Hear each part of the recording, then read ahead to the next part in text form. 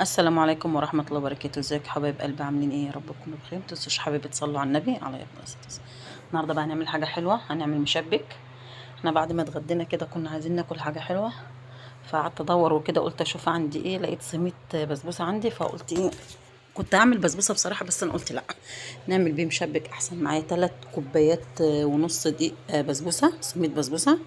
حطيت معلقة خميرة كبيرة، وحطيت معلقتين لبن بودرة، وحطيت كيس فانيليا. اللبن اللي هو النيدو البودرة. حابة تحطي لبن اللي هو العادي، حطي عادي ما يجراش حاجة، بس انا كانش عندي، فايه لقيت كيس اللبن البودرة ده فرحت حطيته. كيس فيه ما يدوبك معلقتين، فقلبته كده مع بعضيه. هنحط بقى ميه عادي من الحنفية يعني، ولا هي سخنة ولا هي ايه، ساقعة من الحنفية عادي. انا حطيت كوباية وقلبت، طبعا هتحتاج كوباية تانية. حطيت كوباية وقلبت برضو، يعني خدت مني كده بالظبط تقريبا بتاع كوبايتين ونص ميه، علشان قلبت. بصوا لقيتها ناشفه ازاي وانا بقلب، فانا ما كنتش عايزاها ناشفه كده. بصوا، فحطيت بالظبط كوبايتين تقريبا ونص. بصوا، رحت قعدت اقلب بقى ايه، لقيت القوام حلو كده، لقيتها كده مظبوطه معايا، كوبايتين ونص ميه. متنسوناش بقى في اللايك والاشتراك في القناه، حطوا لايك. فقلنا نعمل مشبك كده حلو، حاجه حلوه ناكلها كده واحنا قاعدين. فعملناها كده. طبعا هي تقعد تريح عشان خاطر فيها خميره، تخمر بتاع مش كتير، تقعد بتاع ربع ساعه كده. هريحها ربع ساعه عشان فيها خميره. لو ما فيهاش خميره كنا قعدنا بتاع 5 دقايق كده، انما دي عشان فيها خميره فايه حلو عليها ربع ساعه. سيبناها كده، هنغطيها طبعا بالكيس كده ونسيبها. طبعا كنا عاملين الشربات، هنغطيها كده ونسيبها ربع ساعه. بصوا اتنفخت ازاي عشان الخميره بعد ما عدى ربع ساعه. طبعا هنقلبها كده، نحطها بقى ايه في كيس حلواني، اي كيس عندك، مش اي بلبله بقى تعملي بيها. بس دي كانت عندي تخينه شويه، كانت عايزه ارفع من كده، بس دي اللي كانت موجوده فعملت بيها. طبعا هفضي كله في الكيس عشان ايه، اعرف اشتغل بالكيس الحلواني.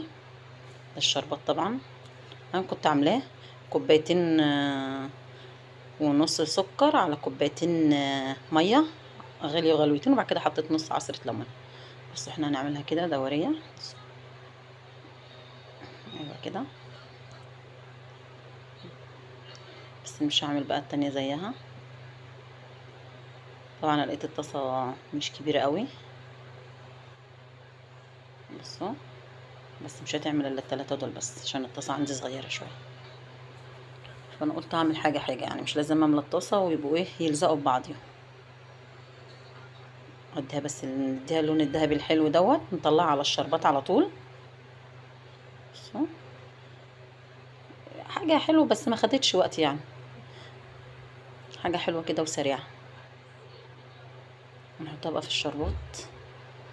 انا جيت اعمل التانيين برضو كده اهوت، ما رضيتش اعملهم مدورين، بس هنا كان الزيت سخن قوي قوي، فقلت طبعا اي اشكال تعملوا بيها عادي، مش شرط يكون مدور.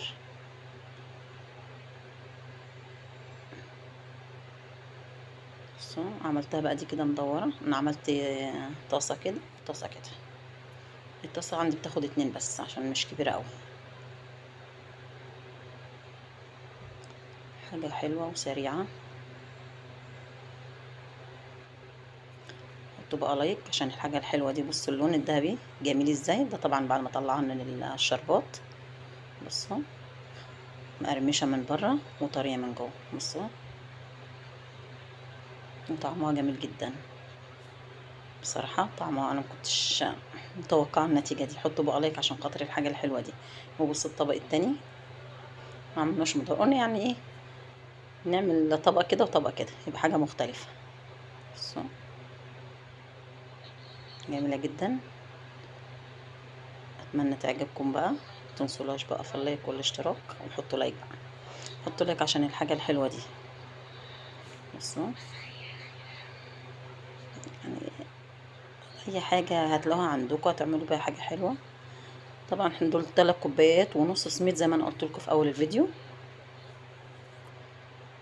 بصوا طلعوا كميه قد ايه حلوه، كميه حلوه يعني.